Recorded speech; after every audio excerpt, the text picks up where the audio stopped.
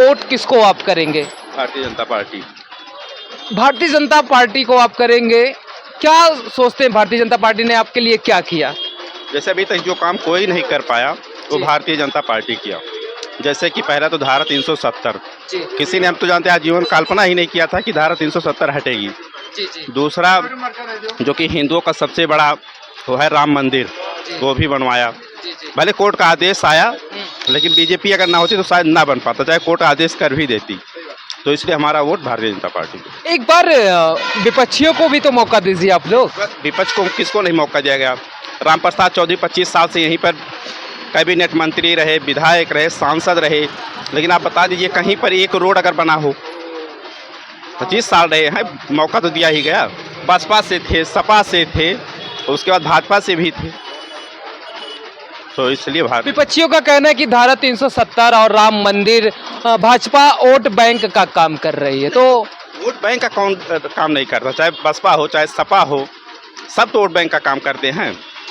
और नहीं, दूसरों का कहना ये कि हम विकास की बात करते हैं, बेरोजगारी को दूर करते हैं, लेकिन Bharatiya Janata party vote bank का केवल काम करती है। बताइए कौन सी सरकार ने रोजगार दिया?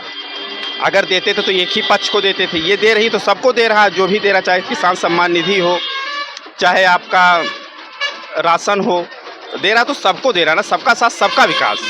बाकी और सरकार में आती थी तो ये होता था कि एक ही पक्ष को मिलता था, दूसरे को मौका ही नहीं मिलता। अच्छा, मैं अभी एक जगह गया था, 2-4 लोग बात कर रहे थे, उन्होंने कहा कि डबल इंजन की सरकार 80 करोड़ लोगों को उन्होंने राशन मुफ्त दिया, यानी देश में भूखमरी है इसलिए लोग उनको खिला रहे हैं, और शिक्षा बेरोजगारी के कगार पे हमारा देश झुलस रहा है उसमें।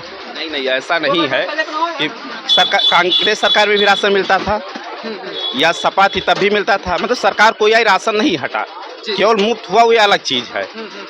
अखिलेश यादव कह रहे हैं कि हम डाटा भी फ्री देंगे और राशन भी फ्री देंगे, तो वो क्या कर रहे हैं? वो भी तो उसी रास्ते तक चल रहे हैं। भाई कुछ अलग अगर कोई आदमी करे, अलग विपक्ष अलग करे, तब तो आदमी जनता सोचे ना।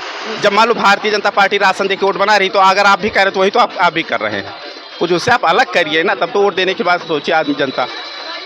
अच्छा, बस्ती में क्या विकास हुआ, मैं आपसे जानना चाहूँगा। अब बस्ती में देखिए, जैसे अभी रिंग रोड हो गया जी, उसके बाद अभी आप स्टेशन पे चले जाइएगा, मतलब चढ़ने के लिए क्या बोलते हैं उसको, फ्लाईओवर बना, तो ये सब काफ़ी विकास हुआ, ऐसा नहीं है। नहीं तो वैसे चले जाते थे, कोई विकास नहीं नज़र आता था।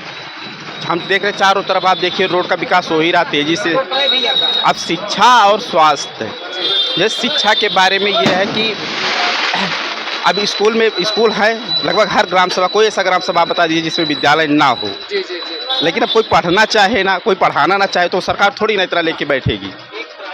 बहुत अच्छा लगा आपसे बात करके। क्या नाम होगा आपका? प्रकाश पांडे।